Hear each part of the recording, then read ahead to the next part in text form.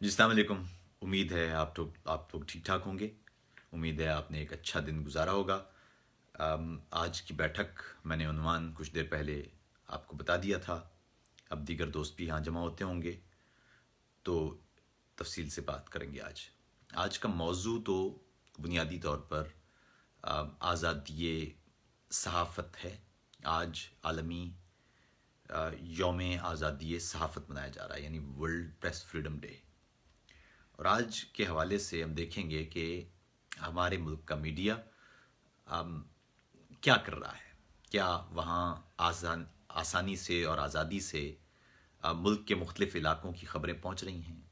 कौन कौन सी ख़बरें आप टीवी पर देखते हैं या अखबारात में पढ़ते हैं, और कौन कौन सी ख़बरें आप तक नहीं पहुँच पा रही हैं। इस हवाले से बहुत सारे चैलेंजेस हैं, उन पर भी बात करेंगे। सहाफ़ियों को दरपेश मसाइल पर भी बात करेंगे। अब खैबर पख्तूनख्वा और कबायली इलाक़ों और कश्मीर और गिलगित बल्तिस्तान और बलूचिस्तान के मुख्तलिफ़ इलाक़ों में होने वाले वाक़यात पर भी बात करेंगे। पंजाब में बहुत सारे ऐसे वाक़यात हैं, उनको भी देखेंगे। सिंध में हम बहुत सारे मामलात हैं, उनको भी देखेंगे। तो देखेंगे कि मजमूई तौर पर पाकिस्तानी मीडिया जो एक किसी भी मुल्क के मीडिया की जो ज़िम्मेदारी है, क्या वो दुरुस्त अंदाज से अदा कर पा रहा है या नहीं कर पा रहा है, इस पर आज तफसील से बात करेंगे। दीगर दोस्तों तक ये बैठक पहुंचा दीजिए और अब कोशिश होगी कि इस पर आज कुछ तफसील से बात कर पाएँ। आप लोगों का बहुत बहुत शुक्रिया कि जब भी आपसे दरख्वास्त करता हूँ आप आन बैठते हैं, और मैं यहाँ ज़रा अपने प्रोफाइल पे शेयर कर दूँ ताकि मेरे जो दोस्त हैं उन तक बात पहुँच जाए। आपसे भी दरख्वास्त है कि जो पेजेस वाले दोस्त हैं वो पेजेस पर, और जो ग्रुप्स वाले दोस्त हैं वो ग्रुप्स पर ये बात पहुंचा दें, क्योंकि आप में से बहुत सारे लोगों के बहुत सारे मसाइल की वजह, वो चाहे पश्तून हों या सिंधी हों या महाजिर हों या गिलगित बल्तिस्तान के लोग हों या कश्मीरी हों या बलोच हों, हत्ता कि पंजाबी भी, उनके बहुत सारे मसाइल की बुनियादी वजह यह है कि मीडिया उनके बुनियादी मसाइल उजागर नहीं कर पा रहा है। एक और मामला भी पाकिस्तान में दरपेश है, और वो ये है कि पाकिस्तान में किसी सहाफ़ी को मुख्तलिफ़ तर्ज के दबाव का सामना करना पड़ता है। तो आज देखेंगे कि तफसील से वो बात जो ज़ाहिर है पाकिस्तानी मीडिया नहीं कर सकता, उसको हम ज़रा तफसील से देखने की कोशिश करेंगे कि मसाइल हैं क्या क्या, किस से लाहिक हैं मसाइल, आज़ादी राय में कौन सी चीज़ें हायल हैं, कौन से अवामिल हायल हैं, उनको देखेंगे हम ज़रा तफसील के साथ। तो दीगर दोस्त भी अब आ रहे हैं, बहुत बहुत शुक्रिया आप तमाम लोगों का। यहाँ पर राजा कश्मीरी भाई मौजूद हैं, समी गुल हैं, आपका बहुत बहुत शुक्रिया। कदीर बलोच साहब आप भी मौजूद हैं, बहुत बहुत शुक्रिया आपका भी। इसी तरह दीगर दोस्त भी आते जा रहे हैं, आप तमाम दोस्तों का बहुत बहुत शुक्रिया। साले जॉन आपका भी शुक्रिया, अता बलोच आपका भी शुक्रिया, नंदन कुमार आपका भी शुक्रिया, फवाज़ आमिरी आपका भी शुक्रिया, फैसल शाह महमूद मोहम्मद आपका भी शुक्रिया, इमरान बज़मी आपका शुक्रिया, शाकिर आपका भी शुक्रिया, शाह हुसैन आपका शुक्रिया। तमाम दोस्त, अब ज़रा मैं नाम लेता रहूँगा तो बहुत देर लग जाएगी। बहुत बहुत शुक्रिया आप तमाम दोस्तों का। पहली बात तो ये है कि आज के प्रेस फ्रीडम डे से सिर्फ 2 दिन पहले 1 मई को मज़दूरों का आलमी दिन गुजरा, और मज़दूरों के आलमी दिन के हवाले से आपने सोशल मीडिया पर और टेलीविज़न चैनल्स पर भी जज्बाती जुमले और बातें सुनी होंगी, और सोशल मीडिया पर भी मुझे देखने का मौका मिला कि कुछ लोगों ने मज़दूरों के हक़ में बहुत सारी बातें की हैं। एक मामला तो समझ लीजिए वो ये है कि हम बहसियत मजमूई बहुत मुनाफिक लोग हैं। उसकी वजह यह है कि हम, मुनाफिक की एक बुनियादी पहचान ये होती है कि वो जो अपने लिए पसंद करता है वो दूसरों के लिए पसंद नहीं करता, और इसकी बेशुमार मिसालें हमारे सामने हैं, बेशुमार मिसालें।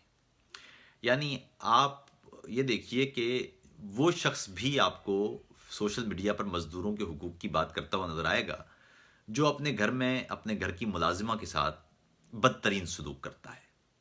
और ये रवैया शायद हमारे यहाँ हर शोबे में मौजूद है, हर शोबे में। कोई डॉक्टर होगा, वो अस्पताल में किसी नर्स के साथ इस तरह से बात करेगा जैसे ग़ुलाम है, اور مجموعی کلچر کی حالت یہ ہے کہ جن لوگوں سے جس اشرافیہ سے آپ کو شکایت ہے، وہ فوجی وردیوں میں ہوں یا وہ سیاستدانوں کے روپ میں ہوں، ان میں سے کئی ایسے بھی ہیں جو غریب گھرانوں کے لوگ تھے۔ آپ کو بیوروکریسی میں بہت سارے ایسے لوگ ملیں گے جو عام سے گھروں کے متوسط یا غریب گھرانوں کے لوگ ہیں، لیکن ایک بدقسمتی دیکھیے، ہماری ایک کلچر اور ثقافت یہ بن گیا ہے کہ جب تک آپ غریب ہیں تو آپ کو غریب کا دکھ محسوس ہو رہا ہے۔ اب ہونا تو یہ چاہیے کہ اگر خدا آپ کو کسی اہم عہدے پر بٹھا دے تو اس کے بعد بھی آپ کو وہ پرانا درس یاد رہے، مگر ایسا ہوتا نہیں ہے۔ جیسے ہی آپ کسی گداز نشست پر تشریف فرما ہوتے ہیں، آپ کو جانے کیوں دنیا کے تمام لوگ اپنے جو نیچے لوگ ہیں یا جو آپ کی دسترس میں ہیں یا جن پر آپ کا بس چل سکتا ہے، وہ تمام لوگ آپ کو اچانک کیڑے مکوڑے لگتے ہیں۔ آپ غریب آدمی ہیں اور مزدوری کر رہے ہیں کسی کارخانے میں تو آپ کو غریبوں کا دکھ نظر آئے گا، لیکن جس دن اس کارخانے کے مالک نے آپ کو مینیجر بنا دیا تو آپ اس کارخانے میں مزدوروں کے ساتھ وہی کریں گے جو ہوتا رہا ہے۔ آپ کسی مدرسے میں جائیں گے، بچپن میں کسی مولوی سے آپ بہت مار کھائیں گے اور آپ کو اس وقت معلوم ہوگا کہ مولوی کو مارنا نہیں چاہیے، لیکن بدقسمتی دیکھیے کہ جس دن آپ پڑھ کے مولوی بن جائیں گے، آپ بھی بچوں کو ویسے ہی مارنا شروع کر دیں گے۔ یہ منافقتیں ہمارے گھر گھر میں پھیلی ہوئی ہیں۔ جب آپ بہو ہوتے ہیں تو آپ کو ساس کے ظلم بڑے شدید نظر آتے ہیں، مگر پھر آپ خود ماں بن جاتے ہیں اور آپ کے گھر میں آنے والی جو بیٹی ہوتی ہے کسی اور کی، جو آپ کی بہو ہوتی ہے، اس کے ساتھ ٹھیک وہی ظلم ہو رہا ہوتا ہے جو آپ کے ساتھ ہوا ہے، بلکہ کبھی کبھی تو اس سے بھی زیادہ۔ تو منافقت یہ ہے کہ آپ جتنے بھی لوگ جن سے آپ شکایت کرتے ہیں، یہ لوگ اسی منافقت کا پرچار ہیں، اسی منافقت کا پرتو ہیں۔ یہ غریب ہوتے تو آپ کے ساتھ ہوتے، یہ امیر ہو گئے تو انہیں آپ اب کیڑے مکوڑے نظر آتے ہیں۔ یہ اگر مظلوم ہوتے تو آپ کے لیے آپ کی آواز میں آواز ملا رہے ہوتے، مگر جب یہ ترقی پا کر کسی اعلیٰ عہدے پر بیٹھ گئے ہیں تو یہ ٹھیک ویسے ہی ظلم کر رہے ہیں جیسے ہو رہا تھا۔ آپ یہ دیکھیے کہ جب پاکستان نہیں بنا تھا تو ہندوستان میں گورے کی حکومت تھی، اور اس وقت ظاہر ہے ملکہ برطانیہ تو وہاں ہندوستان پاکستان میں نہیں آیا کرتی تھی حکومت یا راج کرنے کے لیے، اس نے کچھ اپنے لوگ بھیجے ہوئے تھے، ان لوگوں نے ہمارے لوگوں کو بھرتی کیا اپنے پاس، ہمارے ہی لوگ برطانوی بندوق اٹھا کے ہم پر سوار ہوئے اور ہم 100 سال تک غلام رہے۔ برطانوی چلے گئے تو جنہوں نے بندوق اٹھائی ہوئی تھی انہوں نے ہمیں ویسے ہی غلام رکھا، اور ہم آج تک اسی دلدل میں پھنسے ہوئے ہیں، ہم اس سے باہر نہیں نکل سکتے۔ ابھی پاکستان میں آپ نے حالیہ کچھ عرصے میں دیکھا ہوگا، صدارتی نظام کا ایک نعرہ تھا۔ اب صدارتی نظام کیا ہے جی؟ صدارتی نظام یہ ہے کہ کوئی ایک آدمی پوری قوم کا فیصلہ کر لیا کرے۔ اچھا، اس بیچ میں دنیا کے مختلف ممالک جہاں پر صدارتی نظام ہے بھی، یہ بھول جاتے ہیں لوگ کہ اس کے پیچھے ایک پارلیمان بھی ہے، اس کے پیچھے ایک دستور بھی ہے۔ ایک ایسا ملک جس میں اب موجود دستور کی کوئی عزت نہیں کرتا، اس میں اگر آپ کوئی صدارتی نظام نافذ کر دیں اور ایک شخص کو پورے کے پورے ملک کی ساری طاقت دے دیں تو نتیجہ کیا کچھ ہو سکتا ہے۔ اور مزے کی بات دیکھیے، ہماری کوتاہ نظریاں دیکھیے کہ خاص طور پر جو عمران خان صاحب کے حامی ہیں، ان کا کہنا ہے کہ عمران خان چونکہ خود ٹھیک ہے اور باقی سارے کے سارے اس کے وزیر بھی اور اس کی پارٹی بھی وہ سب کرپٹ ہو سکتے ہیں، لیکن صرف عمران خان ٹھیک ہے۔ تو اب یہ سوچے بغیر کہ چلو جی مان لیا کہ عمران خان ٹھیک ہے، لیکن عمران خان تو 10 سال بعد 20 سال بعد مر جائے گا، تو اس کے بعد اتنی ساری طاقت والا عہدہ وہ کس کے حوالے کریں گے آپ؟ یہ وہ سوچیں ہیں جو لوگ سوچتے ہی نہیں، ایک عمومی نظر سے بات کر جاتے ہیں۔ جب پارلیمان ہوتی ہے تو پارلیمان میں کچھ 350 لوگ موجود ہیں۔ آپ یہ دیکھیے کہ پاکستان کی پارلیمان نے کب کوئی غلط فیصلہ کیا ہے، اور اگر کوئی غلط فیصلہ کیا ہے تو کب اس فیصلے کو ٹھیک نہیں کیا۔ ایسا پاکستان کی تاریخ میں کبھی نہیں ہوا کہ پاکستان کی پارلیمان نے کوئی غلط فیصلہ کیا ہو اور پھر غلط فیصلہ جب عوام نے کہا ہو کہ یہ غلط فیصلہ ہے اس کو تبدیل نہ کیا ہو۔ لیکن اب آپ یہ دیکھیے کہ جب پاکستان میں کسی ایک شخص کی حکومت تھی، چاہے وہ ایوب خان تھا کہ یحییٰ خان تھا یا ضیاء الحق تھا یا مشرف تھا، جو غلط فیصلے کیے ہیں وہ تبدیل نہیں ہوئے اور پھر اس کی وجہ سے وہ آج تک ہمیں بھگتنا پڑ رہے ہیں۔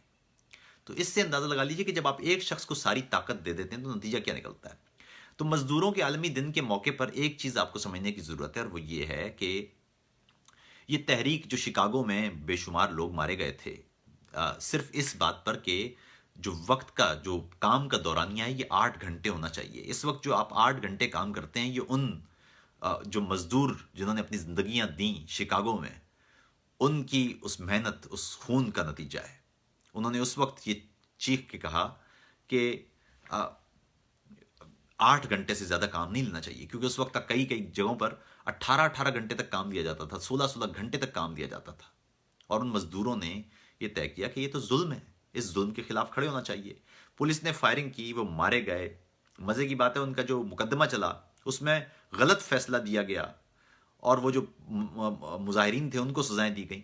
ये तहरीक थी जिस तहरीक ने बाद में चल के वो यकुम मई उनकी याद में, बाद में पता चला कि वो तो जुल्म हुआ उनके साथ और वो फैसला भी गलत था। तो ये बाद में हुआ, और उसके बाद ये तय किया गया कि जी एक दिन रखना चाहिए। अमेरिका में सितंबर में रखा जाता है गालिबन ये दिन, या अक्टूबर में, और दुनिया भर में बाकी जो इलाके हैं वहाँ पर यकुम मई को रखा जाता है। तो यकुम मई इस्तेहसाल के खिलाफ खड़े होने का नाम है, यकुम मई जुल्म के खिलाफ खड़े होने का नाम है, यकुम मई ताकत को कबूल ना करने का नाम है। ये बेहद ज़रूरी है। जॉन इलिया की एक नज़्म है सफ़ेद परचम, उसका एक आखिरी शेर है कि नफाक और इफ्तराक ही में पनाह लेते रहे हैं जालिम, जो जालिमों को पनाह देगा वो जालिमों में शुमार होगा। और अब थोड़ी सी मैं बात कर लूँ पाकिस्तान में प्रेस फ्रीडम डे के हवाले से। पाकिस्तान में आज प्रेस फ्रीडम डे मनाया गया, और मैं इस वक्त मेरे सामने जो प्रेस फ्रीडम इंडेक्स है वो खुला हुआ है।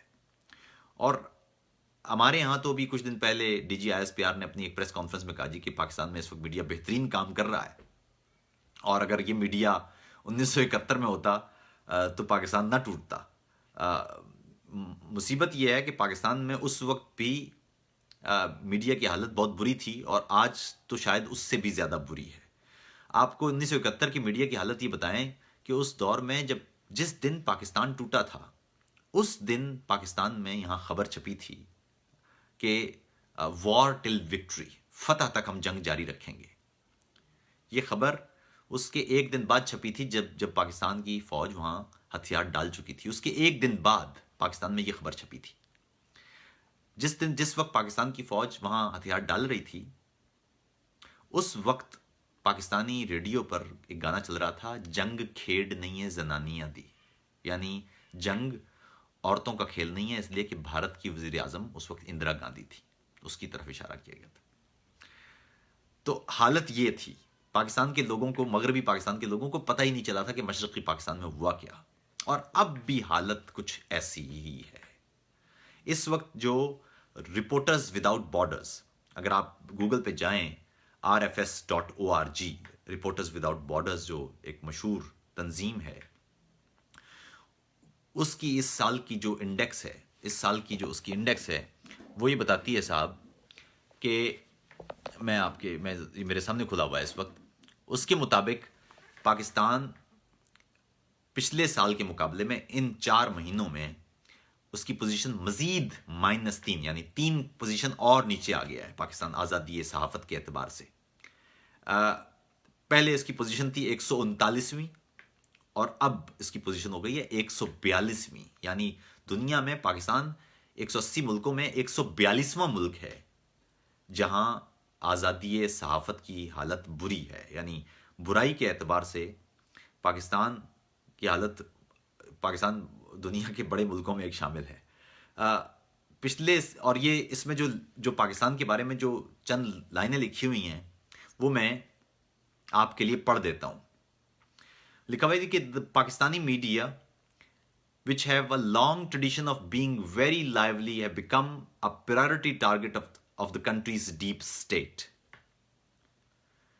आगे लिखते हैं जी कि the military establishment which opposes independent journalism stepped up its harassment of the media significantly in the run-up to the July 2018 general election, where there were many cases of brazen censorship, in which the military exceeded pressure on the media. Distribution of newspapers, especially the leading Daily Dawn, was interrupted. Media outlets were threatened with the withdrawal of advertising.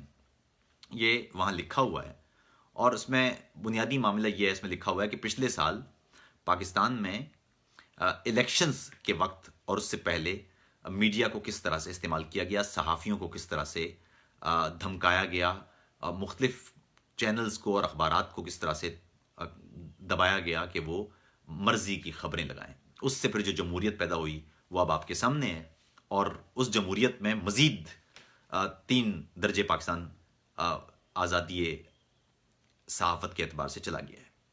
अब हालत ये है कि पाकिस्तान में, और अब मैं एक और चीज़ भी आपको अर्ज़ कर दूं कि पाकिस्तान में सहाफ़ी के लिए आपने बड़ा जुमला सुना होगा जी कि सहाफ़ी लिफाफे ले लेते हैं और सहाफ़ी यूँ कर लेते हैं, लेकिन आपको मैं सच बताऊं कि पाकिस्तान में सहाफ़ी के लिए काम करना आसान नहीं है. पाकिस्तान में तरह तरह के दबाव हैं. मैं आपको कुछ दिन पहले की एक मिसाल के तौर पर आपको एक बात बताता हूँ.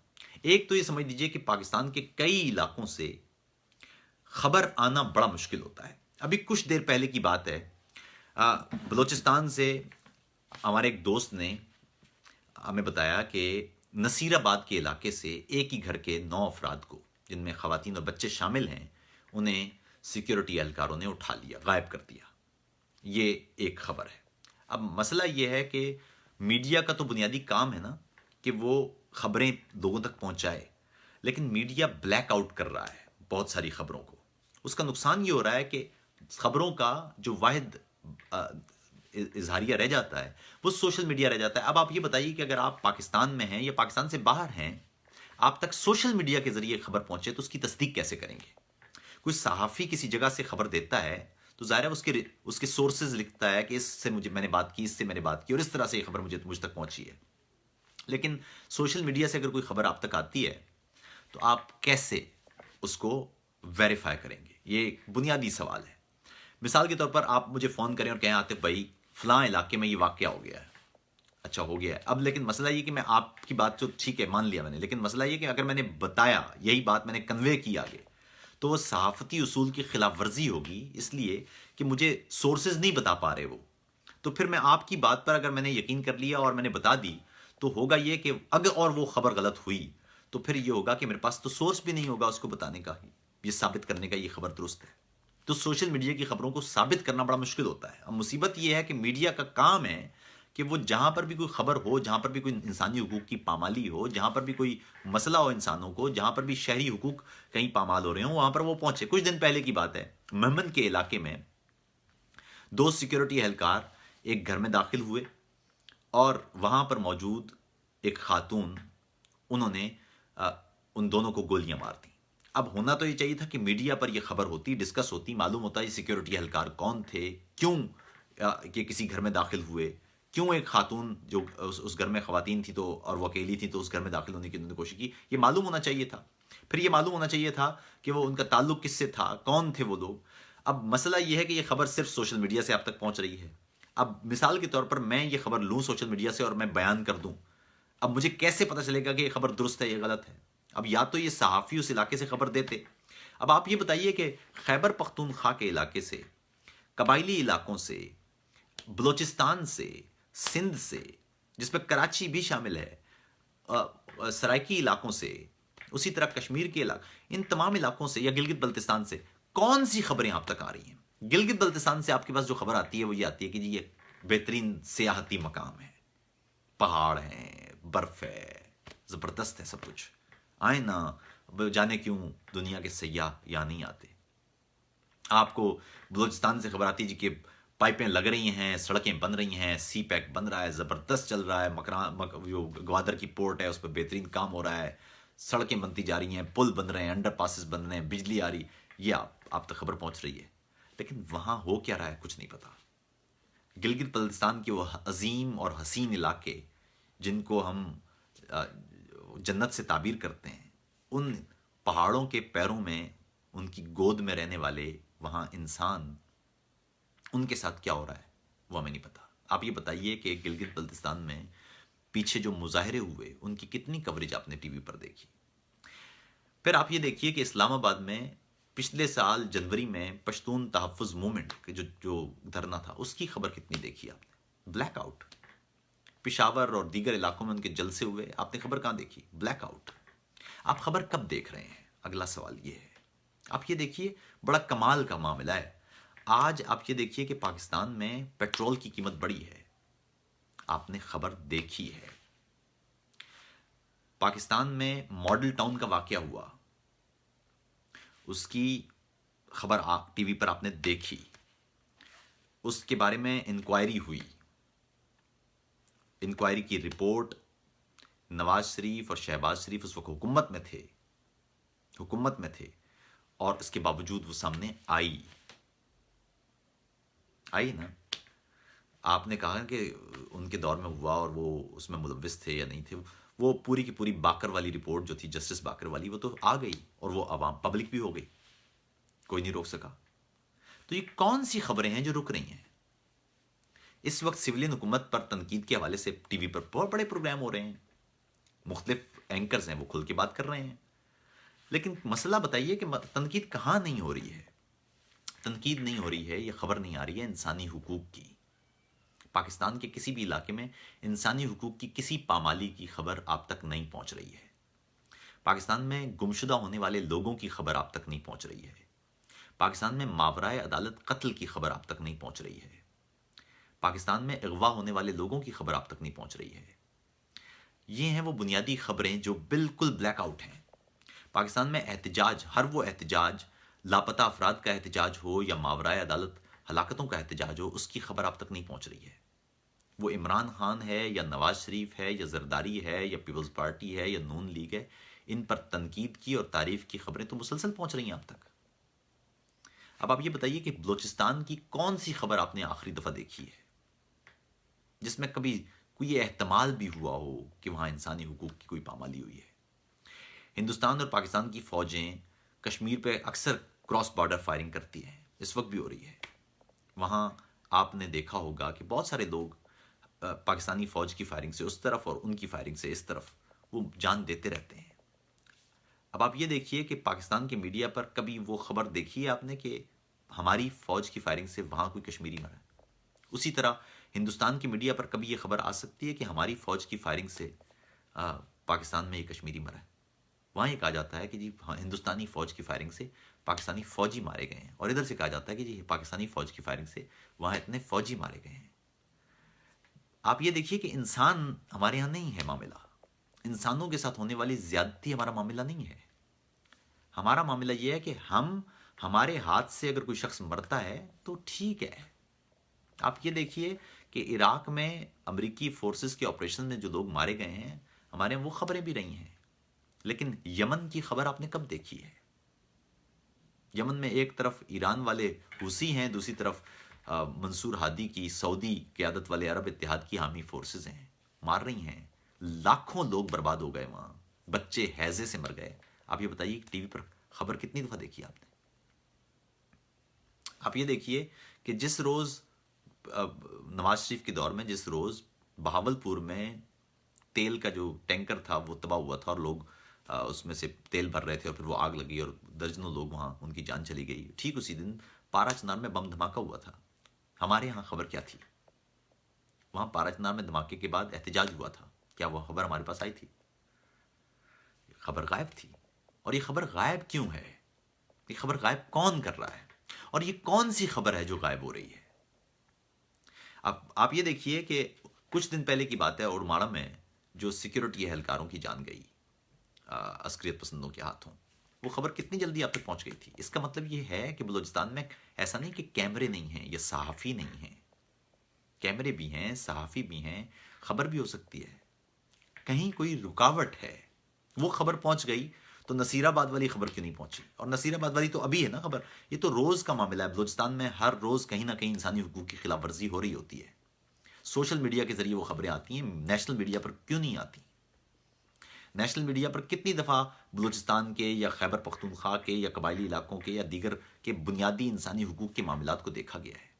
آپ یہ دیکھیے کہ اس کے بدلے کچھ بھی کہہ دیا جاتا ہے اور اس کو مان لیا جاتا ہے. مثال کے طور پر میں نے طلعت حسین صاحب کی ابھی ایک تازہ ویڈیو دیکھی، جس میں یہ فرما رہے ہیں کہ پشتون تحفظ موومنٹ نے یہ مطالبہ کیا تھا کہ قبائلی علاقوں میں فوجی چیک پوسٹوں کو کم کیا جائے، اور جب فوجی چیک پوسٹیں کم ہوئیں اور وہاں دہشت گردی کا واقعہ ہوا تو انہوں نے کہا جی کہ فوجی چیک پوسٹیں لگائی جائیں۔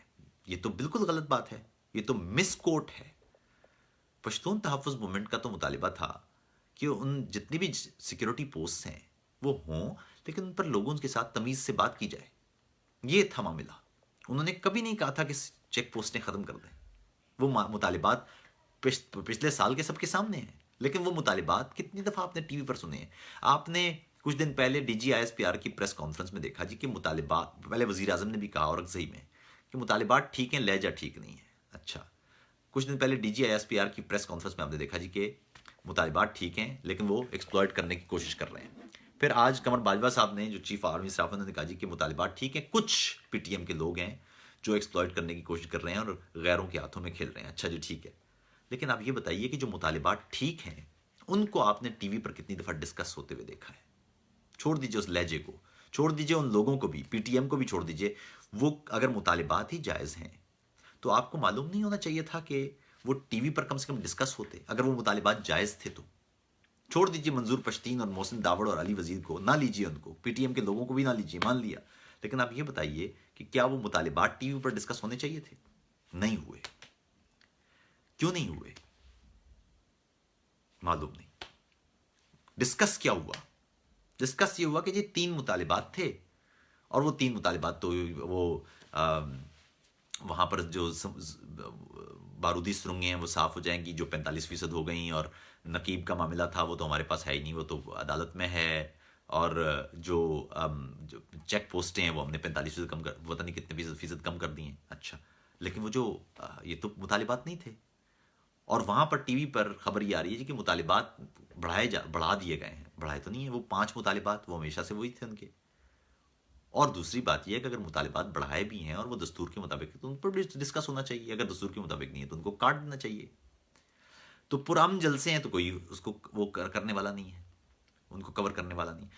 اسی طرح آپ یہ دیکھیے کہ کچھ عرصے پہلے فیض آباد میں دھرنا ہوا، اس میں علل اعلان سب کو گالیاں دی گئیں، ججوں کے قتل کے اور وزیر اعظم اور ان سب کو کہا گیا، اور ملعون اور جانے کیا کیا گالیاں دی گئیں۔ اچھا، دی گئیں تو وہ کوریج تو ہو رہی تھی، وہ تو کوریج بالکل ہوئی، کہیں نہیں رکا، نہ کوئی انٹرنیٹ جیم ہوا، نہ کوئی پیج بند ہوا، وہ تو بالکل ہوتی رہی۔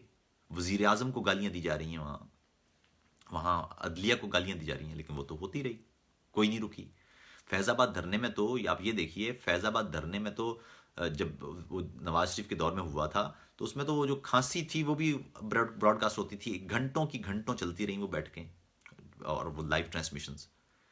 لیکن پچھلے سال جب دوبارہ سے یہ دھرنا ہوا اور اس میں انہوں نے سخت الفاظ فوج کے لیے استعمال کیے، تو پھر ان کے ساتھ جو ہوا وہ آپ کے سامنے ہے۔ تو مسئلہ صرف یہ ہے کہ پاکستان میں صحافی جب تک آزاد، دیکھیے میڈیا کے بارے میں کہا جاتا ہے media is a free market place of ideas, ایک آزاد منڈی ہوتی ہے خیالات کی۔ اس کا بنیادی کام یہ ہوتا ہے، میڈیا کا کام یہ ہے کہ وہ پل ہوتا ہے اس ملک کے حاکموں اور محکوموں کے درمیان۔ اس کا کام یہ ہوتا ہے، اس کا کام یہ ہوتا ہے کہ جو محکوم کی بات ہے وہ حاکم تک پہنچائی جائے، اور محکوم کی بات محکوم تک بھی پہنچائی جائے۔ یعنی ایک پبلک سفیر ہے، ایک غبارہ ہے جس میں لوگ ہیں، اور اس کے ساتھ ہی وہ جو جھلی ہے اس غبارے کی، وہ سمجھ لیجیے کہ حاکم ہے۔ ان کا کام یہ ہے میڈیا کا کہ وہ لوگوں تک تمام انفارمیشن پہنچائے تاکہ حاکم پر ایک خاص دباؤ رہے، ورنہ تو یہ ہوگا کہ لوگوں کو پتہ ہی نہیں چل سکے گا۔ اب پنجاب کے لوگوں کو میں نے دیکھا کہ جتنے بھی بلوچ ہیں ان کو بھی گلا ہے پنجاب کے لوگوں سے، اور پشتونوں کو بھی گلا ہے، لیکن آپ یہ دیکھیے کہ پنجاب میں تو خبر لوگوں تک پہنچ ہی نہیں رہی۔ پنجاب میں تو اسکول سے لے کے آگے تک بچوں کو جو پروپیگنڈا پڑھایا جاتا ہے ان کو تو پتہ ہی نہیں چلا، ان کو تو پتہ چلتا ہے کہ جی تمام پشتون بغیر دماغ کے ہوتے ہیں، اور تمام جو بلوچ ہیں وہ غدار ہوتے ہیں، اور تمام سندھی ڈاکو ہوتے ہیں، اور تمام مہاجر ایجنٹ ہوتے ہیں۔ ان کو کیا پتہ، ان کا کیا قصور ہے؟ جو ان کو پڑھایا جا رہا ہے، جو میڈیا کے ذریعے پروپیگنڈا ہو رہا ہے، وہ ان کے سامنے ہے۔ ان پنجابیوں کو، عام پنجابیوں کو آپ دوش دیں گے تو کیا کریں گے؟ وہ تو خود پروپیگنڈا کے بری طرح سے متاثر لوگ ہیں۔ تو اس لیے جب تک کہ آپ کو، جب تک کہ میڈیا برج نہیں بنتا، جب تک کہ پاکستان کے مختلف علاقوں کے لوگ ایک دوسرے کے دکھ درد سمجھتے نہیں ہیں، اس وقت تک آپ گلے کرتے رہیں، آپ کے درمیان یہ دراڑیں بڑھتی چلی جائیں گی اور آپ کو کبھی سمجھ نہیں آئے گا کہ کس کے ساتھ کون سا مسئلہ ہے۔ تو یہ جب تک مہمند کا واقعہ ہو یا آج نصیر آباد والا واقعہ ہو، 2 دن سے مجھے تھا، لیکن مسئلہ یہ کہ کنفرم کیسے کریں۔ اور اس کے بعد پھر صحافیوں پر ایک اور طرح کا مسئلہ بھی دیکھیے۔ ایک طرف تو حالت یہ ہے کہ صحافی آپ کے سامنے، اور ایک اور جو بڑی مزیدار بات ہے وہ یہ ہے کہ اس وقت کی حکومت میں برا حال صحافت کا اس لیے بھی ہے۔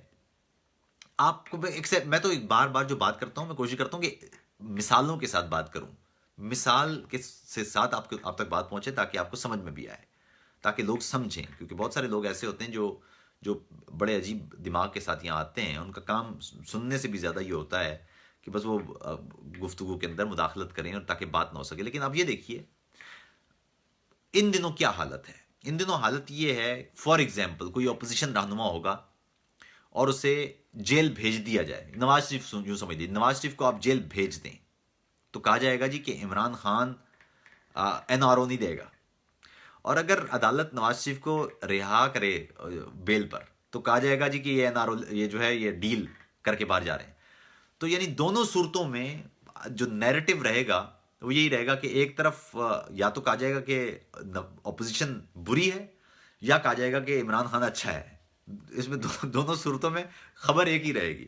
حالانکہ ہونا یہ چاہیے کہ آپ لوگوں کو دونوں طرف کی انفارمیشن دیں، انفارمیشن کے ذریعے بات کریں تاکہ لوگوں کو پتہ چلے کہ ہو کیا رہا ہے۔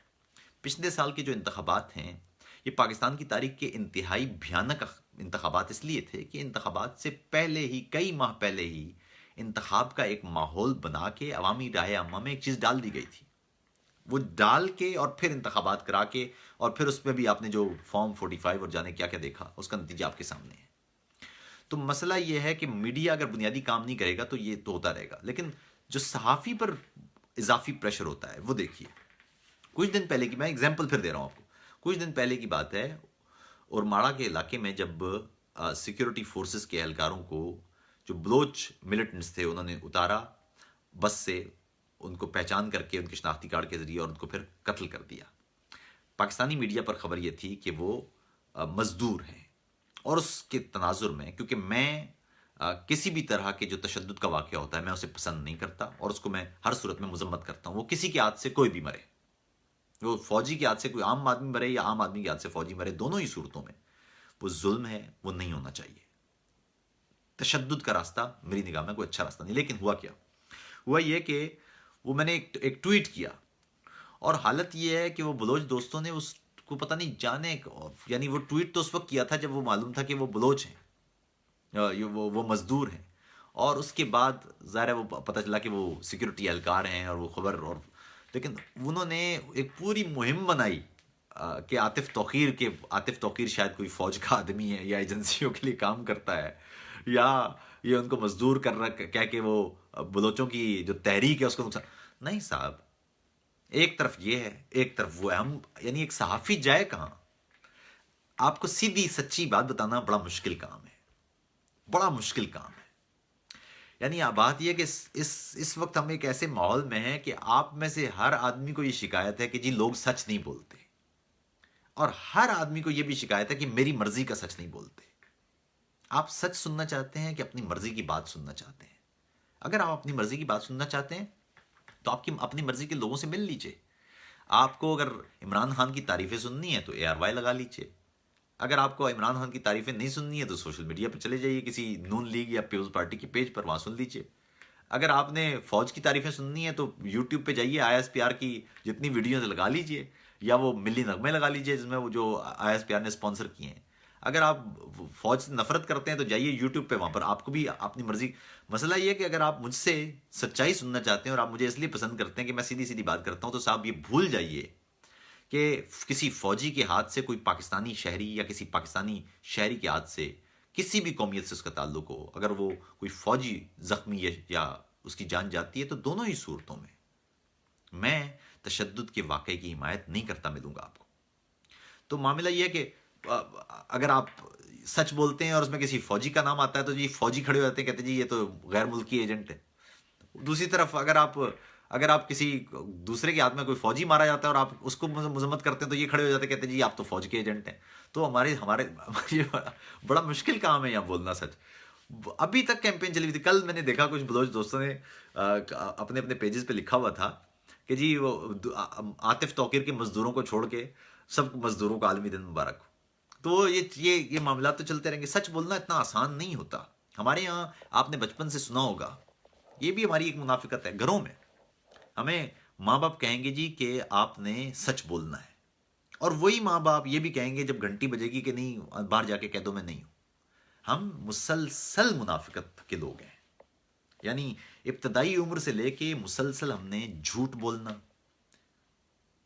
دوسرے کے بڑے مفاد کو تباہ کر کے اپنا چھوٹا سا مفاد پورا کرنا.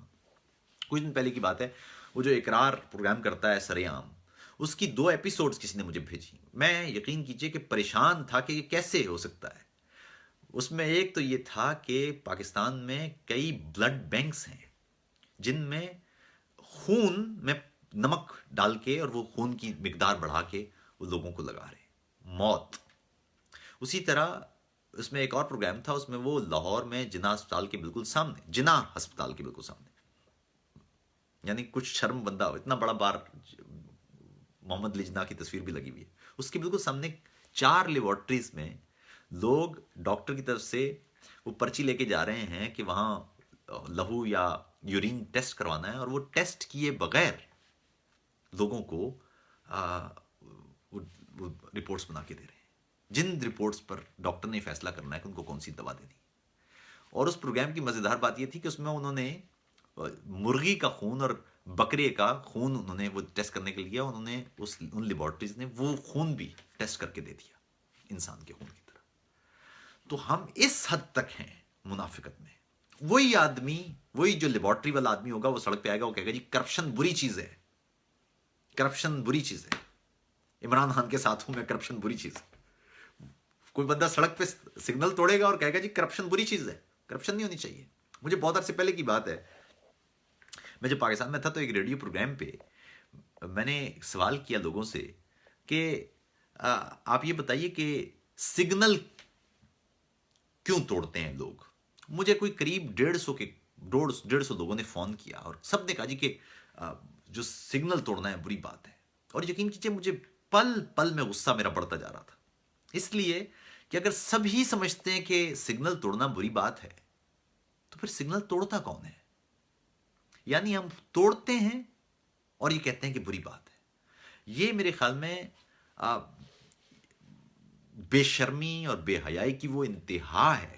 کہتے ہیں عموماً کہ جی جو منافق ہوتا ہے وہ مطمئن نہیں ہوتا. ہم دادی کہا کرتی تھی کہ منافق کی خاص بات یہ کہ وہ کبھی بھی مطمئن نہیں ہوگا، خدا اس کے اندر سے اطمینان چھین لے گا. لیکن بدقسمتی دیکھیے کہ ہم تو مطمئن منافق ہیں. ہم ہر وہ کام کرتے ہیں، ہر وہ کام جو سمجھتے ہیں کہ دوسرا کوئی نہ کرے. آپ کے یہاں زیادہ تر لوگوں کا نیریٹو یہ ہوگا جی کہ افغانستان پر طالبان کی حکومت ہونا چاہیے. جی ہونا چاہیے ٹھیک ہے، لیکن انہی کا یہ بھی موقف ہوگا کہ پاکستان پر طالبان کی حکومت نہیں ہونا چاہیے. کمال ہے. مجھے بہت عرصے پہلے کی بات ہے، میں جب پاکستان میں آج ٹی وی میں کام کرتا تھا تو سوات میں ان دنوں وہ ملا فضل اللہ اور اس کے سسر وہ موجود تھے. اور پاکستان میں آپ کو یاد ہوگا غالباً 2007 یا 2008 کی بات ہے کہ وہاں پر شریعت بل نافذ کیا گیا تھا، پاکستان کی پارلیمان نے وہاں نافذ کیا تھا. اور جس دن یہ ڈیبیٹ ہو رہی تھی میں نے کہا جی جب ملک میں ایک دستور موجود ہے تو دستور کے اندر ایک اور ریاست بنانے والی بات ہے یہ کہ آپ ایک علاقے کے لیے خاص قانون پاس کریں. یہ غلط بات ہے. اور وہ بھی طالبان بندوق لے کے کسی علاقے میں آ گئے ہیں اور کہہ رہے ہیں جی کہ اس علاقے میں آپ کے ساتھ امن ڈیل تب ہوگی جب آپ اس علاقے میں ہماری مرضی کا قانون نافذ کریں گے. بہرحال وہ نافذ ہو گیا. اور وہ اس وقت جو ہمارے ٹی وی پہ دوست تھے بڑے پڑھے لکھے، ٹائی وائی پہننے والے، سارے 2 نمبریاں کرنے والے، لیکن وہ کہنے لگے عاطف بھائی آپ ایک جگہ پر اگر شریعت نافذ ہو رہی ہے تو آپ کو کیا مسئلہ ہے؟ میں نے کہا جی شریعت سے مسئلہ نہیں ہے، ہرگز مسئلہ نہیں ہے. ملک میں قانون ایک ہونا چاہیے. اب یا تو پھر آپ پورے ملک میں قانون نافذ کریں. کسی ایک علاقے میں بندوق کے زور پر اگر کوئی ایک گروپ آپ کا قانون تبدیل کروا دے گا تو پھر باقی علاقوں میں بھی ایسا ہو سکے گا. اس لیے بات ٹھیک نہیں ہے. تو کہنے لگے نہیں نہیں آتے بھائی آپ تو ہمیشہ، اچھا جی ٹھیک ہے۔ تو کچھ دن بعد جب وہ قانون پاس ہو گیا تو میں نے کہا صاحب قانون پاس ہو گیا، اب آپ اپنی فیملی کو لیجئے، اپنی بہن کو، بیٹی کو، چھوٹے بھائی کو، بیٹے کو، بیگم کو، ماں باپ کو لیجئے اور وہاں سوات شفٹ ہو جائیے، اب آپ کی مرضی کا قانون آ گیا ہے۔ کہ لگا آتے بھائی آپ پاگل تو نہیں، یعنی ہم وہاں کیوں جائیں؟ تو وہ جو قانون تھا وہ سوات کے لوگوں کے لیے تو ٹھیک ہے، لیکن ہمیں نہیں چاہیے وہ قانون۔ دوسرے مریں اس سے، دوسرے بندوق دکھا کے لوگوں کی زندگی عذاب کریں، وہ ٹھیک ہے۔ داعش آئے اور البغدادی کے لوگ عراق اور شام کو برباد کر دیں، وہاں پر انسانوں کی تجارت ہو، یزدیوں کی نسلوں تباہ ہو جائیں، بچیاں وہاں پکڑ کے وہاں بازاروں میں بیچی جائیں، لوگوں کو غلام بنایا جائے، وہ ٹھیک ہے، اس پہ ہم مذمت نہیں کریں گے۔ یہ ہیں ہماری منافقتیں، اور یہ ہے خوفناک بات۔ ہم جب کھڑے ہوتے ہیں اور کہتے ہیں جی کہ فلاں یہ قانون توڑنا بند کرے اور فوج مداخلت بند کرے اور سیاستدان، مسئلہ یہ ہے کہ ہم خود تیار نہیں ہیں، ہم خود منافقت کر رہے ہیں۔ جس روز ہم اپنی منافقت سے باہر آ جائیں گے، جس روز ہمیں پتہ چل گیا کہ یہ دنیا کا بادشاہ باجوہ یا عمران خان نہیں ہے، یا نواز شریف یا زرداری نہیں ہے، جس دن آپ کو یہ پتہ چل گیا کہ اس دنیا پر بادشاہت صرف اللہ کی ہے اور آپ صرف خدا کو جواب دیں ہیں، اور آپ نے اپنے ایک ایک پل کا حساب دینا ہے، آپ نے اپنے ساتھ کسی خدا، آپ نے نماز نہ پڑھی ہو، زکوٰۃ نہ دی ہو، کوئی زکوٰۃ تو خیر اور بات ہے کیونکہ اس میں دوسرے انسان کا مسئلہ ہو جاتا ہے، آپ نے حج نہ کیا ہو، اس کا جواب آپ اللہ کو شاید گڑگڑائیں گے، معافی مانگیں گے، سر رگڑیں گے، توبہ کریں گے، معافی مل جائے گی۔ آپ نے اگر کسی انسان کے ساتھ زیادتی کی ہوئی ہے، زکوٰۃ کا میں نے اس لیے کہا کیونکہ زکوٰۃ میں بھی آپ اگر نہیں دیں گے تو دوسرے انسان کے ساتھ زیادتی کریں گے۔ جب بھی کوئی دوسرا انسان آپ کی وجہ سے اس کی زندگی تباہ ہوئی، پھر آپ جواب کیسے دیں گے؟ خدا معاف کیسے کرے گا آپ کو؟ یہ تو خدا کے عدل کے ہی خلاف ہے کہ وہ آپ کو معاف کر دے، کیونکہ وہ معاف کر ہی نہیں سکتا۔ اگر آپ نے میرے ساتھ زیادتی کی ہے تو معافی پھر مجھے دینی ہے۔ خدا کہے گا صاحب چلو میرے حقوق تو چلو میں نے معاف کر دیے، معافی اس سے مانگ کے آ جاؤ۔ تو مسئلہ یہ کہ ہم نے ایک عجیب و غریب معاملہ بنا دیا ہے کہ وہ معاملات جو ہمارے اور خدا کے ہیں ان کو ہم لے کے آ گئے ہیں بازار میں۔ کوئی نماز پڑھتا ہے یا نہیں پڑھتا، کوئی روزہ رکھتا ہے یا نہیں رکھتا، یہ ہمارے مسئلے ہیں۔ لیکن جو بنیادی قوانین ہم توڑ رہے ہیں جس سے انسانوں کی تکالیف بڑھ رہی ہیں، ان پر ہمیں بالکل کوئی فرق نہیں پڑ رہا، اور یہ ہے خوفناک بات۔ مجھے آپ بتائیے، آج پریس فریڈم کا دن ہے، آپ مجھے بتائیے کہ بلوچستان میں انسانی حقوق کی خلاف ورزیوں پر پاکستان کا میڈیا، پاکستان کے اخبارات، بلکہ آپ کتنا بولے؟ قبائلی علاقوں میں جو تباہیاں ہوئی ہیں یا جو بربادیاں ہوئی ہیں یا جو انسانی حقوق کی پامالیاں ہوئی ہیں اور ہو رہی ہیں، ان پر پاکستان کا میڈیا، پاکستان کے اخبارات یا آپ کتنا بولے؟ کشمیر میں ہونے والے مظالم پر آپ کتنا بولے؟ اور یہاں پر میں بات کر رہا ہوں پاکستان کے لوگوں سے بھی اور ہندوستان کے لوگوں سے بھی بات کر رہا ہوں۔ آپ بتائیے کہ آپ کے علاقوں میں، ہندوستان بھر میں جو مسلمانوں کے ساتھ زیادتی ہوئی تو ہمارے ہندو بھائی وہاں کے کتنے بولے، اور ادھر پاکستان میں ہندوؤں پر جو زیادتی ہوئی یہاں پاکستان کے مسلمان بھائی کتنا بولے؟ یہاں ہے مسئلہ۔ صحافیوں سے شکایت تو ہونی چاہیے، میڈیا سے بھی ہونی چاہیے۔ سب سے پہلے تو خود سے سوال کرنے کی ضرورت ہے۔ خود سے تو پوچھئے کہ جتنی ذمہ داری یا جتنی طاقت آپ کے پاس تھی، کیا آپ نے مظلوم کے لیے وہ استعمال کی ہے؟ مجھے یاد ہے ایک دفعہ والدہ کہنے لگی کہ تم خواہ مخواہ یہ نہیں بولا کرو، تم کیوں اپنی زندگی خراب کر رہے ہو، آرام سے جیو، اپنی زندگی کے مزے لو، کیا ضرورت پڑی ہے تمہیں لوگوں کے لیے بولنے کی؟ اور تو میں نے کہا اماں آپ مجھ سے ایک وعدہ کریں کہ ٹھیک یہی بات آپ حسین کے کان میں بھی ٹھیک اس وقت بول سکتی ہیں جب وہ مدینے سے نکل رہا ہے۔ ہم نے آپ سے پوری زندگی یہ سبق سیکھا ہے کہ فلسفہ حسین ہی اصل فلسفہ ہے، فلسفہ خانوادہ رسول ہی اصل فلسفہ ہے زندگی کا۔ اور ابھی یہاں شاید کوئی لکھ دے کہ میں شیعہ ہوں، میں شیعہ نہیں ہوں، لیکن اگر آپ جہاں معاملہ ہوگا خاندان رسول کا تو مجھ سے بڑا پھر شیعہ کوئی نہیں ہوگا۔ پھر بات یہ ہے کہ اوصاف تو یہی ہیں، راستہ تو حسینیت ہی ہے، اور کون سا راستہ ہے؟ وہ ایک بڑا اچھا شعر ہے کہ ایک ظلم کرتا ہے، ایک ظلم سہتا ہے، آپ کا تعلق ہے کون سے گھرانے سے؟ تو اپنا گھرانہ آپ کو طے کرنا ہوتا ہے۔ آپ کس گھرانے سے ہیں؟ ظلم کرنے والے سے یا ظلم جس کے ساتھ ہو رہا ہے اس کے ساتھ ہے؟ تو بنیادی طور پر بلوچوں کو بھی، پشتونوں کو بھی، سندھیوں اور مہاجروں کو بھی، گلگت بلتستان کے لوگوں اور کشمیریوں کو بھی، اور پنجابیوں کو بھی، اور سرائکیوں کو بھی، سبھی کو مشورہ ایک ہی ہے، اور وہ یہ ہے کہ آپس میں جڑیں، ایک دوسرے کو انسان سمجھیں۔ ثقافتوں کے فرق بہت خوبصورت چیز ہیں، زبانوں کی آمیزشیں اور زبانوں کے فرق بہت خوبصورت چیز ہیں، لیکن آپ کا بنیادی معاملہ ایک ہی ہے، اور وہ یہ کہ آپ اگر اس ملک کے رہنے والے ہیں، اگر آپ اس ملک کے لوگ ہیں، اگر آپ اس ملک کے ایک دستور کے نیچے ہیں، تو آپ بھائی بھائی ہیں۔ آپ کو مسئلہ کسی رنگ سے، کسی نسل سے اصل میں نہیں ہے، آپ کو مسئلہ اس اشرافیہ سے ہے، وہ 1-2% لوگ جو آپ کے سروں پر بیٹھے ہوئے ہیں، جو آپ کے ملک کے وسائل چوس رہے ہیں، اور آپ غریب ہیں۔ میں اس سے پہلے بھی کہہ چکا ہوں، آج میں نے لکھا بھی کہ آپ باورچی خانے میں ہیں، وہاں آگ بھی ہے، وہاں گیس بھی ہے، وہاں ماچس بھی ہے، وہاں پتیلی بھی ہے، وہاں پتی بھی ہے، پانی بھی ہے، آپ بھی ہیں، دودھ بھی ہے، اور چائے نہیں بن رہی۔ اگر یہ ایسا ہے تو مسئلہ کہاں ہے؟ 2 صورتیں ہو سکتی ہیں، ایک تو یہ کہ جو آپ ہیں، آپ کی نیت ٹھیک نہیں ہے، چونکہ نیت دیکھنے کا کام اللہ کا ہے، اس کو میں رد کرتا ہوں۔ دوسرا مسئلہ یہ کہ آپ کو چائے بنانا آتی نہیں ہے، یا کچن میں وہ شخص کھڑا ہے جو چائے بنانا جانتا نہیں ہے۔ اگر ایسا ہے تو یہ آپ کی ذمہ داری ہے، یہ آپ کا گھر ہے، یہ ملک آپ کا ہے، یہ 6 لاکھ فوج کا یا 1200 بیوروکریٹس کا ملک نہیں ہے، یہ 22 کروڑ عوام کا ملک ہے، اور آپ نے طے کرنا ہے کہ یہ ملک آپ اپنے ہاتھ میں لیں گے یا نہیں لیں گے۔ جب آپ لیں گے تو یہ فوج بھی آپ کی ہے، یہ بیوروکریٹ بھی آپ کے ہیں، یہ ادارے بھی آپ کے ہیں۔ آپ نے کسی فوجی کے ہاتھوں، کسی جرنیل کے ہاتھوں، کسی بیوروکریٹ کے ہاتھوں، کسی سیاستدان کے ہاتھوں، کسی جاگیردار یا وڈیرے کے ہاتھوں کسی دوسرے انسان کا نقصان نہیں ہونے دینا۔ جہاں جو بنیادی کام ہے، فوجی بیچارے اگر سرحد پہ کھڑے ہیں، آپ کی حفاظت کر رہے ہیں، انہیں سلام کرنے کی ضرورت ہے، ان کے ماتھے چومنے کی ضرورت ہے۔ ہمیں تو سکھایا گیا کہ جو فوجی آپ کی قوم کی حفاظت کے لیے اس حلف کے تحت جو اس نے لیا ہے اس پر چل رہا ہے، دستور کی پابندی کر رہا ہے، سڑک پہ کھڑا ہے، یا سرحد پہ کھڑا ہے، یا کسی مورچے پہ کھڑا ہے، اس کے تو لباس کی گرد وہ آنکھوں سے لگانے کی ضرورت ہے۔ لیکن اس کا مطلب یہ نہیں ہے کہ اس کو آئین توڑنے کی بھی اجازت ملے گی، نہیں ملے گی۔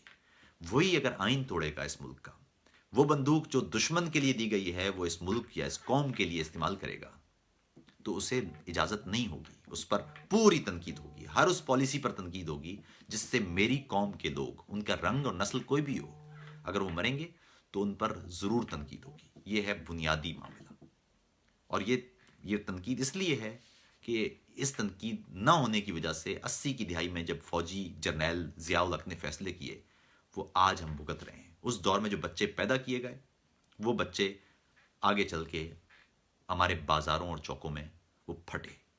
اس لیے ہمیں سوچنا یہ چاہیے کہ پروپیگنڈا سے باہر نکل کے سچی نیت کے ساتھ جہاں جہاں تک ہماری آواز جا سکتی ہے، جہاں جہاں ہمیں مظلوم نظر آتے ہیں، وہاں ہمیں کھڑے ہونا ہے، اور جہاں پر ہم اپنے ملک کا دستور ٹوٹتا ہوا دیکھیں، وہ کوئی بھی توڑے، وہ نواز شریف توڑے، یا وہ عمران خان توڑے، یا وہ زرداری توڑے، یا وہ جنرل باجوہ توڑے، یا وہ کوئی بیوروکریٹ توڑے، اپنے ملک کا قانون ہم نہیں ٹوٹنے دیں گے۔ یہ ہے بنیادی معاملہ۔ یہ جتنا جلدی آپ کو سمجھ میں آ جائے، آپ کے پشتون بھی خوش ہو جائیں گے، آپ کے سندھی بھی خوش ہو جائیں گے، مہاجر بھی خوش ہو جائیں گے، بلوچ اور کشمیری اور جو بھی اس دستور کے نیچے آتے ہیں وہ خوش ہو جائیں گے، اور اگر خوش ہو جائیں گے، ان کے مفادات ریاست کے ساتھ مل جائیں گے، دراڑیں ختم ہو جائیں گی۔ یقین کر لیجئے کہ دنیا کی کوئی طاقت اس ملک کو نہیں توڑ سکتی، اور اگر ایسا نہیں ہوتا، پنجابیوں، سندھیوں، مہاجروں، بلوچوں، پشتونوں، گلگت بلتستان کے لوگوں، کشمیریوں، سرائکیوں، سب میں ایک دوسرے کے خلاف نفرت بنتی ہے،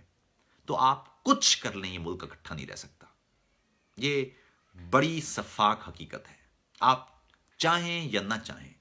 اگر یہ قومیں ایک دوسرے کے خلاف ہو گئیں اور نفرتیں وہاں تک پہنچ گئیں کہ ایک دوسرے کی شکلیں دیکھنے سے ان کو نفرت ہو گئی، پھر آپ کچھ کر لیں، دنیا بھر کی فوجیں بھی اکٹھی نہیں کر لیں، تو آپ خانہ جنگی سے نہیں بچ سکتے، پھر یہاں صرف گردی اڑے گی۔ اس لیے اس سے پہلے آپس میں مکالمت کے راستے کھولیے، بیٹھیے، گفتگو کیجیے، ایک دوسرے کے ظلم کو سنیے، جو ظلم ہو رہے ہیں ان کو سمجھیے، کسی سائڈ لینے کی ضرورت نہیں ہے، آپ بالکل آزاد رہیے۔ آپ کو معلوم ہونا چاہیے کہ اگر کسی فوجی کے ہاتھوں میمن میں کسی خاتون کے گھر میں داخل ہونے کی کوشش ہوتی ہے، آپ کو اس وقت اس خاتون کے ساتھ ہونا ہے۔ اگر نصیر آباد بلوچستان سے ایک گھر میں سے 9 خواتین اور بچے اٹھائے جاتے ہیں، آپ کو کہاں کھڑے ہونا چاہیے؟ اور یہ جو نوشنز ہیں پروپیگنڈا کی کہ جی 5th جنریشن وار ہو رہی ہے اور ملک حالت جنگ میں ہے، اور یہ سب اس وقت تک آپ کو سمجھ میں نہیں آئیں گی باتیں۔ حالت جنگ میں ہے تو صاحب کس کی وجہ سے حالت جنگ میں ہے؟ کون سی پالیسیاں ہیں جن کی وجہ سے ہم حالت جنگ میں ہیں؟ یہ حالت جنگ کب تک رہے گی؟ آپ جب پیدا ہوئے تھے تو پہلی دفعہ آپ نے حالت جنگ میں ہے یہ کب سنا تھا؟ پہلے دن سے سنا تھا، آج تک سن رہے ہیں، کب تک سنیں گے؟ سنتے رہیں گے۔ کیوں؟ کیونکہ پالیسیاں تبدیل نہیں ہو رہی ہیں، اور پالیسیاں تبدیل کیسے ہوں گی؟ جب آپ تبدیل ہوں گے، اور آپ ہی کو تبدیل ہونا ہے سب سے پہلے۔ جس روز یہ قوم تبدیل ہو جائے گی، جس روز یہ قوم طے کر لے گی کہ اب ہم اس ملک کے قانون کے علاوہ کوئی کام نہیں ہونے دیں گے، اپنے کسی بھائی کے ساتھ اس کا رنگ، نسل، قوم، زبان، مذہب کوئی بھی ہو، اس کے ساتھ ہم زیادتی نہیں ہونے دیں گے، کسی فوجی کے ہاتھوں، کسی بیوروکریٹ کے ہاتھوں، کسی افسر کے ہاتھوں، کسی سیاستدان کے ہاتھوں، تو اس کے بعد یہ دیکھیے گا یہ ملک آپس میں ایلفی کی طرح چپک جائیں گے، سارے صوبے ووبے سارے۔ آپ کو لگے گا کہ واقعی پھر آپ کو مزہ آ رہا ہے۔ اس وقت حالت یہ ہے کہ پاکستان کا پاسپورٹ نیچے سے دوسرے نمبر پر ہے، انٹرنل سیکیورٹی میں ہم نیچے سے تیسرے نمبر پر ہیں، کرپشن میں ہم 116ویں 17ویں نمبر پہ ہیں دنیا میں 172-73 ملکوں میں۔ تو کرپشن میں تو ہماری سچویشن پھر بھی بہتر ہے، جس کا آپ نے سب سے زیادہ ڈنڈورا پیٹا ہوا ہے۔ بچوں کے مرنے کے اعتبار سے ہم دنیا میں پہلے اور دوسرے نمبر پر ہیں، بچوں کے اسکول نہ جانے کے اعتبار سے ہم دنیا میں پہلے یا دوسرے نمبر پر ہیں، مہنگائی کے اعتبار سے آپ دیکھیں دنیا کے ٹاپ ملکوں میں ہم آہستہ آہستہ آتے جا رہے ہیں۔ ایک آدمی کی سیلری کیا ہے آپ خود بتائیے، اور اس وقت آپ کے یہاں انفلیشن کا ریٹ کیا ہے؟ 10% کے قریب ہم انفلیشن ہے اس وقت۔ آپ یہ بتائیے کہ پیسے لے کے آپ وینیزویلا کی طرح نکلیں گے، اور آپ کو اس وقت ٹماٹر کی قیمت کہاں پہنچ گئی ہے؟ پیٹرول کی قیمتیں کیوں بڑھ رہی ہیں؟ ہو کیا رہا ہے؟ یہ آپ کے ساتھ ہو کیا رہا ہے؟ کل میں نے وہ فیصل واڈا کی ایک تقریر سنی، اس میں وہ کہہ رہے کہ ہم 200 روپے کا بھی کر لیں گے تو قوم برداشت کر لے۔ کیوں کر لے گی برداشت؟ کیوں کر لے گی برداشت؟ ٹرمپ اٹھتا ہے، وہ آ کے پاکستانی قوم کو کہتا ہے جی کہ آپ پوری قوم فراڈ ہے، پاکستان فراڈ ہے۔ ہم نے کیا کیا؟ پاکستانی قوم نے کون سے پیسے لیے ہیں آپ سے؟ وہ 33 ارب ڈالر جن کو آپ نے دیا ان سے لے لیجئے۔ پاکستانی قوم نے تو 1 روپیہ نہیں لیا، پاکستانی قوم نے تو مروا دیا اپنے آپ کو آپ کے چکر میں۔ یہ فیصلے بھی ہم نے نہیں کیے، یہ فیصلے بھی جرنیلوں نے کیے ہیں، ان سے آپ نے کروائے ہیں۔ ہمارا ایک عام پاکستانی کا اس سے کیا تعلق ہے؟ ایک عام پاکستانی کا اسکول بہتر ہوا اس سے؟ نہیں ہوا۔ ایک عام پاکستانی کی صحت کا شعبہ بہتر ہوا؟ نہیں ہوا۔ ایک عام پاکستانی کو اس 33 ارب ڈالر میں ملا کیا ہے سوائے ذلت کے دنیا بھر میں؟ 80 کی دہائی میں آپ کا پاسپورٹ کی ویلیو کیا تھی؟ اب پاسپورٹ کی ویلیو کیا ہو گئی ہے؟ 80 کی دہائی میں پاکستان میں کتنے لوگ بھوک سے مر رہے تھے، اب کتنے مر رہے ہیں؟ 80 کی دہائی میں پاکستان میں صحت کا شعبہ کیسا تھا، اب کیسا ہے؟ تعلیم کا شعبہ کیسا تھا، اب کیسا ہے؟ کیوں نیچے گیا ہے؟ کیوں نیچے جا رہا ہے؟ 70-80 ہزار لوگ اس ملک کے کیوں مر؟ اور ہمیں کہا جاتا ہے صاحب، یہ ایک اور دیکھیے معاملہ، ہم تنقید کرتے ہیں تو کہا جاتا ہے جی دیکھیے فوج تو نوجوانوں کی قربانیاں دے رہی ہے۔ صاحب تو سوال یہی ہے نا کہ کیوں دے رہی ہے فوج نوجوانوں کی قربانیاں؟ نیپال کی فوج کیوں نہیں دے رہی؟ بھوٹان کی فوج کیوں نہیں دے رہی؟ یہ ہماری فوج کیوں دے رہی ہے قربانیاں؟ یہ لڑکے فوجی بعد میں پہلے پاکستانی ہیں، یہ ہمارے ہی لڑکے ہیں، یہ کیوں مر رہے ہیں؟ اور ماڑا میں وہ جو سیکورٹی اہلکار مرے ہیں وہ کیوں مرے ہیں؟ کن پالیسیوں کی وجہ سے مرے ہیں؟ کیوں نفرت ہے بلوچستان میں پاکستانی فوجیوں کے خلاف؟ یہ سوچنے کی بات ہے۔ تشدد کا راستہ کس طرح ترک ہو سکتا ہے؟ اپنے لوگ اپنی فوج کے خلاف کیوں کھڑے ہوتے جا رہے ہیں آہستہ آہستہ؟ یہ سوال سنجیدہ سوالات ہیں، ان سوالات کو پوچھنا چاہیے خود سے، اس لیے کہ اگر نہیں پوچھیں گے تو کل یہ علاقہ میدان جنگ بن جائے گا، اور اس سے بچنا بے حد ضروری ہے۔ اپنا خیال رکھیے گا، کوئی سوال ہو تو ضرور پوچھیے گا، اور یہ بیٹھک زیادہ سے زیادہ لوگوں تک پہنچا دیں۔ السلام علیکم، اور امید ہے کہ پاکستان آزادی صحافت کے اعتبار سے بہتر صورتحال کی طرف جائے گا۔ اپنا خیال رکھیے، اپنا کردار ادا کرتے رہیے۔ السلام علیکم۔